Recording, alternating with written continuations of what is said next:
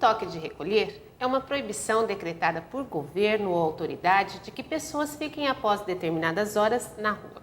A questão é polêmica. Quem aplica esse tipo de ação tem o argumento de que isso é uma forma de corrigir o comportamento dos adolescentes, que reflete as dificuldades atuais do sistema de educação e as fragilidades de valores éticos e princípios familiares. Porque muitas crianças estão subordinadas à violência doméstica e à dependência química. Mas, segundo estudiosos, deixar o adolescente retido no lar não significa que ele estará livre do abuso e da exploração sexual virtual, por acaso por internet ou celular. Para falar sobre toque de recolher e suas implicações, estamos recebendo o defensor público da criança e adolescente de Araçatuba, Pedro Antônio de Avilar. Eu queria agradecer sua presença aqui. Muito obrigado, Fátima. Eu que agradeço, inclusive, a oportunidade, o convite para que, em nome da Defensoria Pública, possamos aqui neste programa que trata de cidadania, externar o nosso ponto de vista. Ok, muito obrigada. Porque essa lei, ela difere de cidade para cidade? Não devia, Fátima, não devia. Na realidade, nós podemos dizer que a Constituição Federal, que é a lei maior do país, ela garante direitos a todas as pessoas, direito à vida, o maior de todos, e depois o direito à liberdade. E com base nesse direito à liberdade, ela mesma pode admitir algumas restrições, mas há uma norma muito importante que se diga que é a de que ninguém é obrigado a fazer ou deixar de fazer alguma coisa, senão em virtude de lei. E nós temos uma lei, que é o Estatuto da Criança e do Adolescente, justamente para disciplinar o comportamento relacionado à atuação nesta área de criança e adolescente, a preservação de direitos. Nessa lei em particular, existe um capítulo que permite ao juiz um poder normativo, baixar normas complementares à lei, mas ela não pode ferir essas regras básicas da Constituição. E os demais legisladores, evidentemente que também não o podem. E essa forma de pensar distinta, eu acredito que seria em decorrência de situações pontuais, algum município talvez mais adiantado do que outro ou com um problema pontual maior do que outro, talvez no controle desses problemas que você está mencionando. Bom, uma lei menor, ela não pode ferir a Constituição. E nesse caso aqui, o toque de recolher, ele fere que princípios da Constituição? O princípio básico de que não pode aí alguém ser compelido a fazer ou deixar de fazer alguma coisa se não existir lei específica para isso.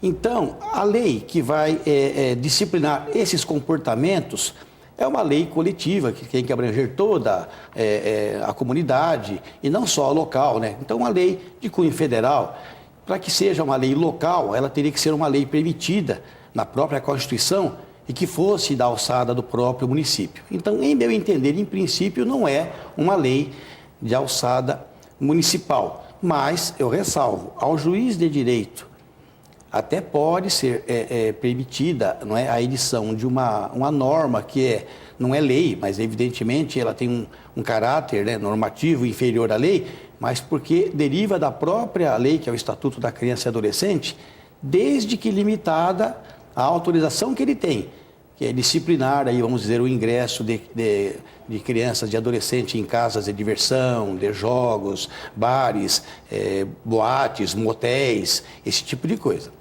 Qual a diferença de uma norma e de uma lei? Por exemplo, uma norma tem um tempo para durar, alguma coisa assim ou não? Não, ambas podem perdurar por prazo indefinido, ambas. Acontece que a norma inferior, ela sempre depende de uma lei para que seja válida. A norma que eu falei, que seria editada pelo juiz de direito, ela tem um fundamento numa lei, que é o Estatuto da Criança e do Adolescente. E essa lei... O senhor falou que só poderia restringir a entrada em alguns lugares, mas não a permanência na rua ou não. Perfeito, porque aí, na verdade, fere o direito de ir e vir. Quando eu falei no direito à liberdade, eu não me expressei bem na hora, na verdade, é isso que todos nós conhecemos como aquele direito sagrado de ir e vir. Inclusive, a criança e o adolescente, como sujeitos de direitos, eles também têm todo esse direito à recreação, ao lazer, a viver em comunidade.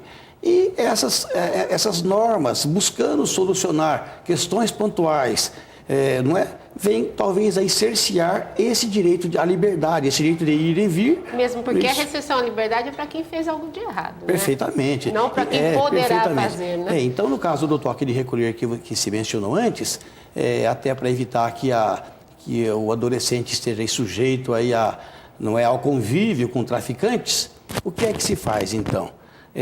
Pune-se o adolescente, que tem que ficar recluso aí na sua casa, quer dizer, contrariando esse direito que ele tem de ir e vir, e se premia o traficante. Esse sim fica solto nas ruas. Uhum. Então, dessa forma, pode ser considerado inconstitucional essa norma? Entendo que sim. Entendo que sim.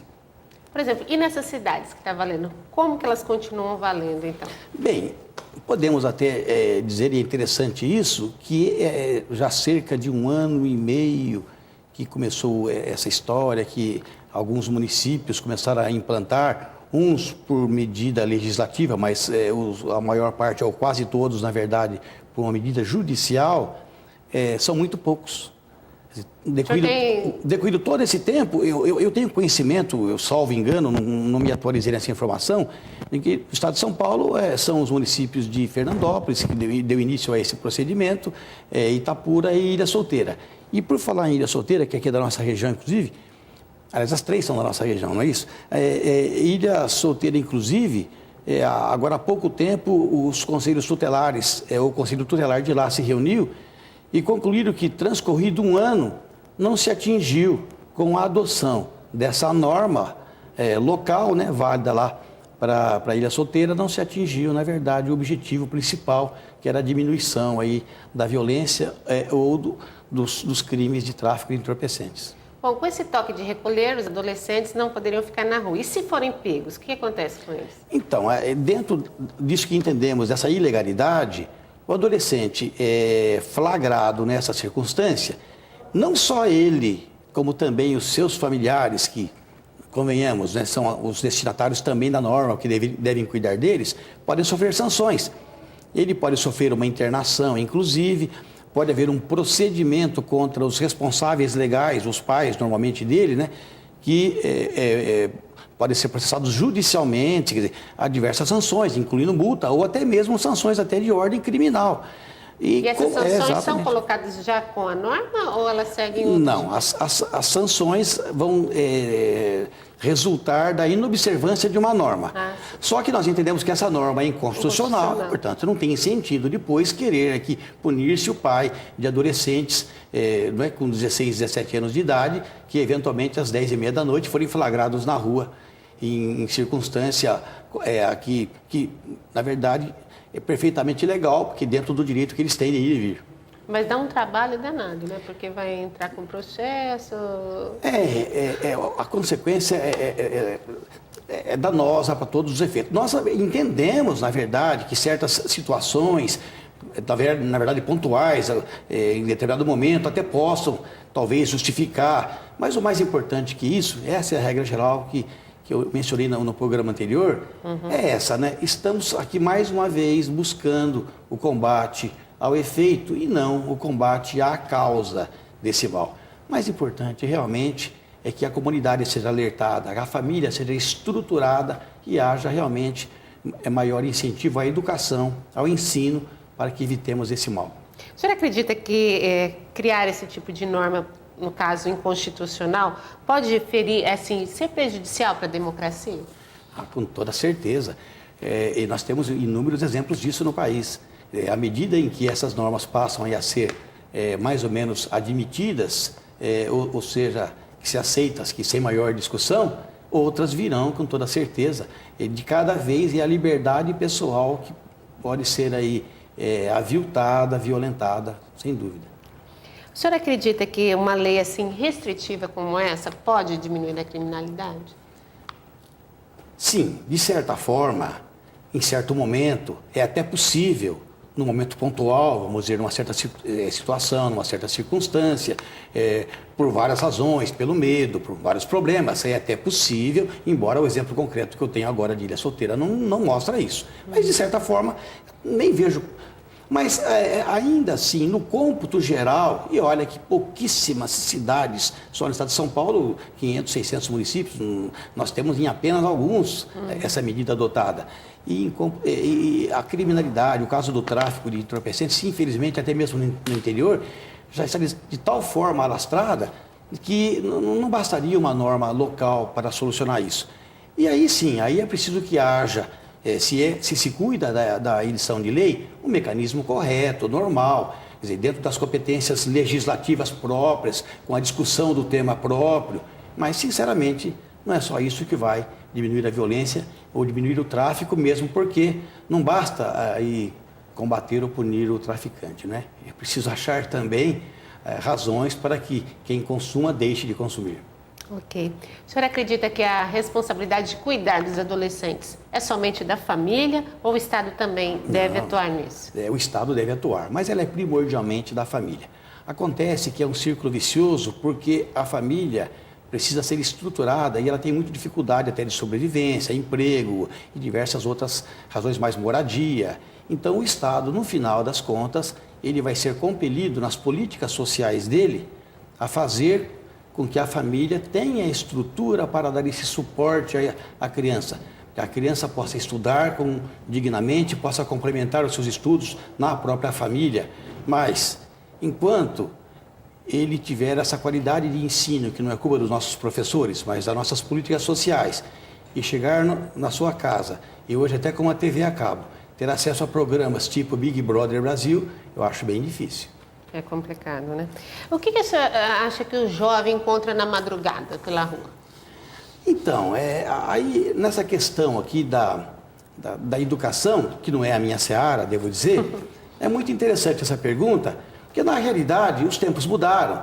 Nós sabemos que antigamente, não há tanto tempo assim, o jovem se recolhia mais cedo, não é?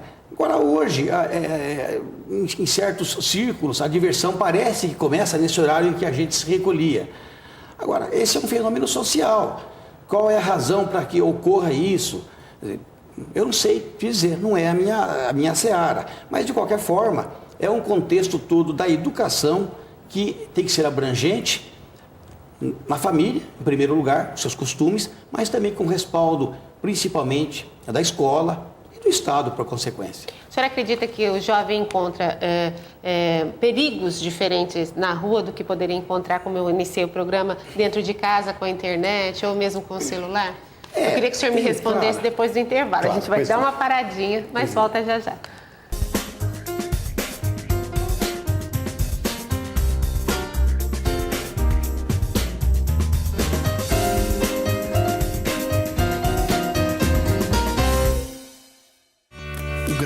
Sabe onde quer chegar. Por isso já conquistou tantas coisas, como esse monte de sorrisos. Ele sempre correu atrás dos seus sonhos. Muitos viraram realidade, como o seu hospital altamente especializado. Muita gente faz parte disso, porque a cura do câncer é uma causa nobre e precisa avançar ainda mais. Essas crianças sonham com o futuro. E para esse futuro acontecer, deixa a causa te abraçar. GRAAC, combatendo e vencendo o câncer infantil.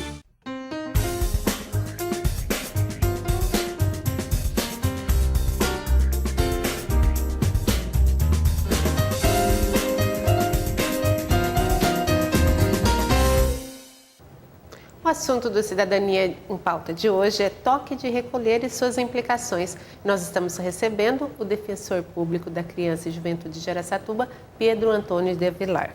Bom, a gente terminou o bloco anterior perguntando se é muito diferente os perigos encontrados na rua ou dentro de casa, por meio da internet, por exemplo. Excelente pergunta, Fátima. O jovem, o adolescente, ele não só tem direito, como também ele necessita ter a sua vida em comunidade. Isso é fundamental para ele. Agora, é bem verdade, não há como se negar, que nessa vida em comunidade, fora do seu lar, do dia a dia, da sua família, ele corre, evidentemente, uma série de riscos, talvez até em maior quantidade. Por isso, até se cuida a preservar. Mas você disse isso na abertura do programa. Ele lá dentro do seu lar, e cada um dos nossos aqui ouvintes pode analisar isso, né? O nosso adolescente de 16, 17 anos. O que ele faz dentro de casa? Quer dizer, qual é o acesso e o conteúdo do que ele vê na internet. Eu falei agora há pouco, eu me referi a um programa de TV aí, mas há outros, não é de um único canal, não. Quais os programas que ele assiste na casa? Com quem ele se comunica pelos diversos meios de comunicação dentro da sua própria residência, celulares e daí por diante. Então, de certa forma, eu acho que o perigo já não é tão menor, não.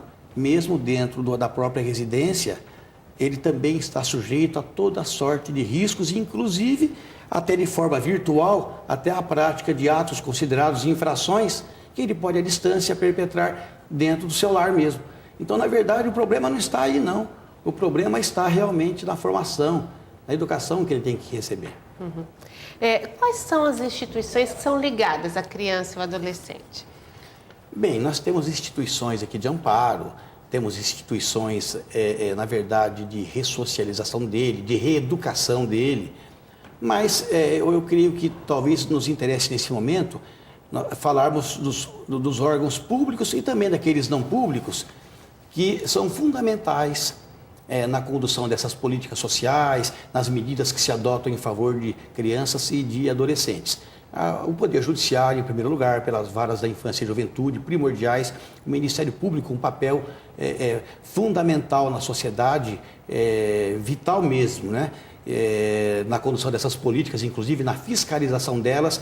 Temos um órgão novo, que é a Defensoria Pública, e onde atuamos, inclusive, que é bem novo, mas que também pode atuar até de forma coletiva, na tutela coletiva dos direitos de criança e adolescente. Temos os conselhos tutelares, os conselhos de direito municipais. Nós temos aqui excelentes exemplos aqui em Araçatuba.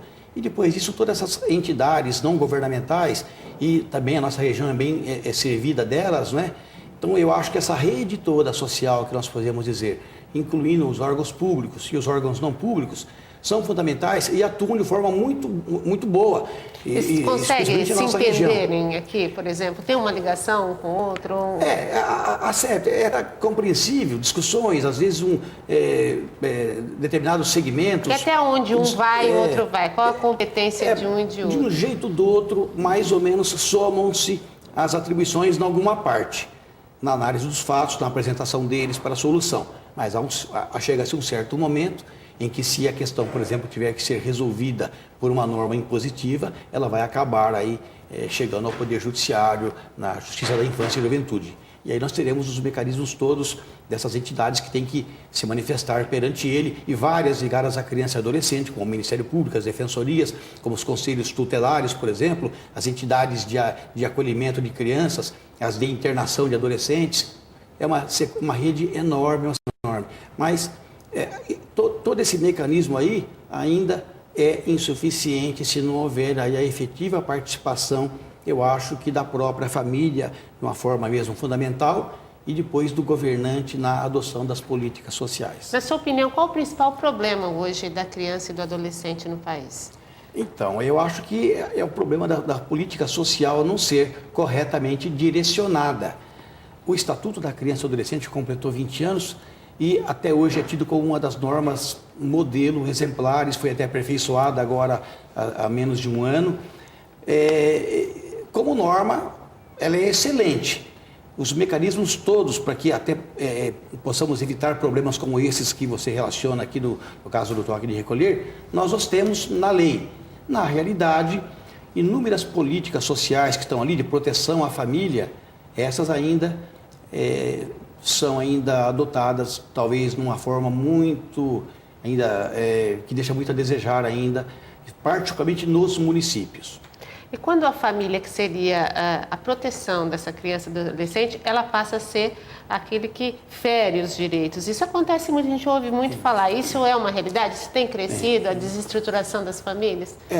Com o incremento da atuação dessas redes sociais, isso tende a ter um controle melhor, mais efetivo. Não há uma solução completa nunca, porque vai depender realmente da forma de ser das pessoas, da formação que elas têm. Lamentavelmente, nós ainda temos diversos casos de abusos na própria família.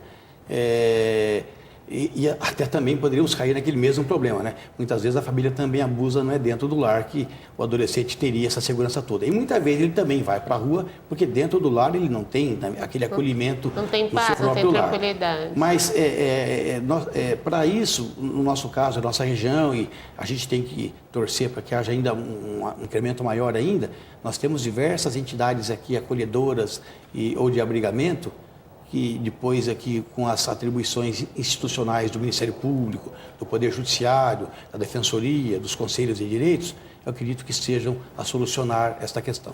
O senhor acredita que o jovem tem sido visto assim como um problema social na nossa sociedade? Eu sempre disse que ele é uma solução e não um problema.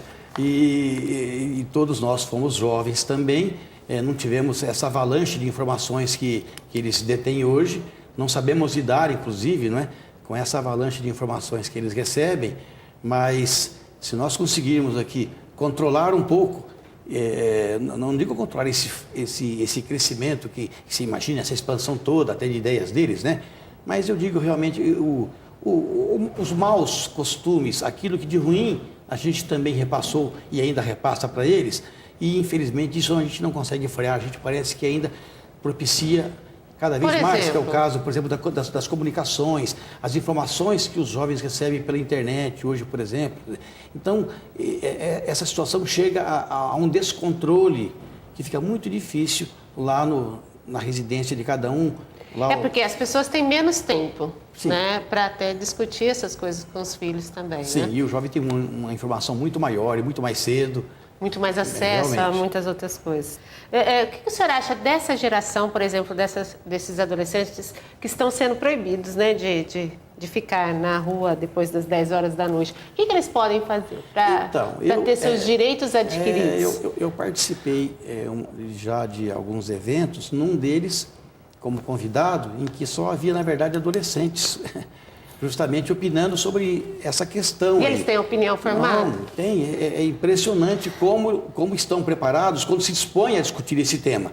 Sentem falta, na realidade, até de mecanismos aí de acolhimento, mas não é acolhimento só familiar, é um institucional, às vezes, mas mais do que isso, social mesmo, né? De maior participação até mesmo na própria comunidade. Haja vista o exemplo do voto, quer dizer, quantos jovens já não está aí votando, podendo, né? Então, sentem possivelmente a falta disso, mas, por outro lado, tem um preparo suficiente, eu acho que para assumir, até mesmo aqui com compromissos de maior monta. O senhor acredita, então, na liberdade de escolha dos jovens? Sempre. Sempre. No estatuto, o senhor disse que há essa abertura para que o juiz, em casos extremos, né, possa aplicar uma norma dessa. Mas tem alguma coisa que garante? O problema dessa norma... Que garante a liberdade, eu quero dizer assim. Então, o problema dessa norma está aí, não é? O ser humano é que a aplica também, e nem sempre ela pode ser aplicada, ela será aplicada corretamente. O estatuto tem 20 anos e ele já tem uma nova mentalidade. Porque o Código de Menores, antigamente, até chamava de menores, né? Tinha até esse nome, que hoje nem se usa mais, e tinha uma figura impositiva, de um juiz que controlava o menor, vamos dizer assim, e qualquer coisa, ele ia para uma instituição aí, não é, de internação, era até aquela expressão, e os pais sujeitos a medidas drásticas, que também não funcionavam. Também nunca funcionou isso, de qualquer forma, apesar dessa mudança, volta e meia, e este é um exemplo, mas ele ainda está bem limitado, né? Felizmente, eu acho. Volta e meia surgem medidas mais ou menos que de um retorno àquele sistema. Então, a limitação do juiz ela é tranquila, porque são princípios gerais do direito, da Constituição. Mas, às vezes, até pressionado pela situação social em que ele também vive, ele ou o legislador, se for o caso de uma lei municipal, né, acaba sendo aí impelido a editar uma norma que, na verdade, ela é um retrocesso. Bom, a competência de criar leis, vamos dizer, é do legislativo, né? Perfeito. E quando o judiciário cria uma norma? Então, em hipótese alguma, o judiciário pode criar. Ele tem que julgar, interpretar se a lei foi atendida, se não foi atendida. E o poder normativo é algo bem mais tranquilo, bem mais simples. Então, já se sabe as normas gerais da Constituição. temos o Estatuto com os princípios que têm que ser atendidos, já com fundamento na Constituição.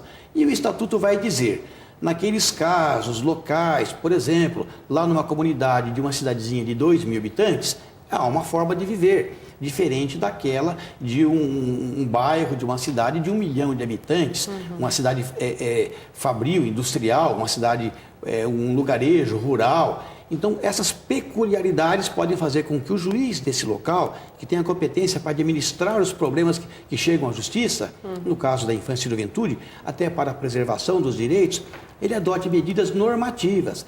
Então, a regulação dos costumes locais, poderíamos mais ou menos dizer assim.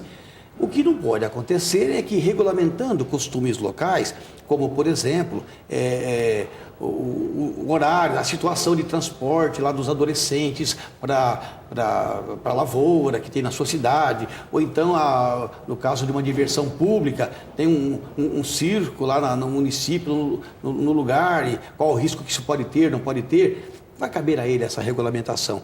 As viagens que têm que ser autorizadas, outras coisas mais, ele pode baixar normas nesse sentido. Mas se ele se exceder e quiser baixar normas gerais de comportamento, aí isso excede a atribuição que ele tem. E qual órgão é competente para que, por exemplo, esse adolescente ou o pai desse adolescente busque a justiça? Bem, qualquer direito é violado, e se o interessado sente que o direito está violado, pode ser buscado na própria justiça.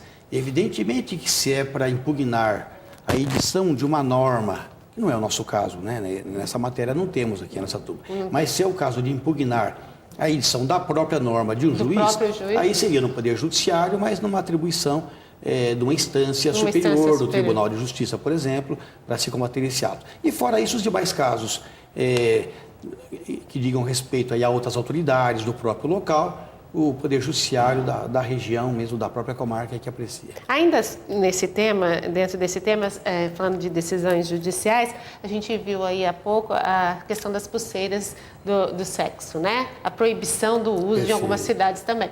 O que o senhor acha dessa lei, dessa nova norma? Eu não sei mais. A história é mais ou menos semelhante, idêntica à anterior.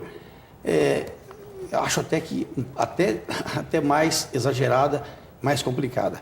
Veja, eu tenho a notícia de que um município de Londrina tem uma norma proibitiva desse gênero, salvo engano, em Manaus, acho que saiu também, e aqui no estado de São Paulo, alguns municípios estudam medidas parecidas. Isso, na verdade, o uso dessas pulseiras é um jogo, é uma brincadeira, né, surgida lá na Inglaterra, o Snap, como eu comentava antes aqui contigo, e esse jogo lembra para os menos jovens brincadeiras às vezes inocentes e às vezes nem tão inocentes assim, que se faziam também, como o jogo da verdade, o jogo da adivinhação. Até mesmo com baralho, exato, né? Então, alguém acerta ou erra em uma questão e retira uma peça do vestuário. Então, uma criatividade enorme nesse são sentido, comportamentos dentro daquela liberdade, que se não for exagerada, que se não ultrapassar, não é, aquela esfera do permitido, não vejo problema algum. Então, aí surgem alguns episódios, talvez até um número maior aí de episódios, mas pontuais também, que se envolverem uma relação sexual com um adolescente menor de 14 anos, já teríamos um crime de qualquer forma. É matéria para ser apreciada no Poder Judiciário. Se houver uma situação de violência também sexual, é outro fato típico que também tem que ser dirimido no Poder Judiciário. Mas se não for um caso, se não for outro caso, não é? E evidentemente que nós podemos tratar da liberdade do ser humano, como falamos antes também, do indivíduo, não há problema algum nisso daí. A restrição é que é absurda, especialmente porque neste caso, até mais do que no caso do toque de recolher, veja-se, é realmente aquela busca de combater-se um efeito e não a causa, e o que é pior, sem sentido algum. É a proibição pela proibição. Você proíbe a pulseirinha colorida, amanhã vem o anel colorido, o laço do cabelo colorido, não tem sentido isso. Ok. Eu queria agradecer a presença do senhor, infelizmente o nosso tempo já acabou, espero tê-lo aqui outras vezes. Eu agradeço muito, Fátima, muito obrigado mesmo. Obrigada a você que esteve com a gente até agora.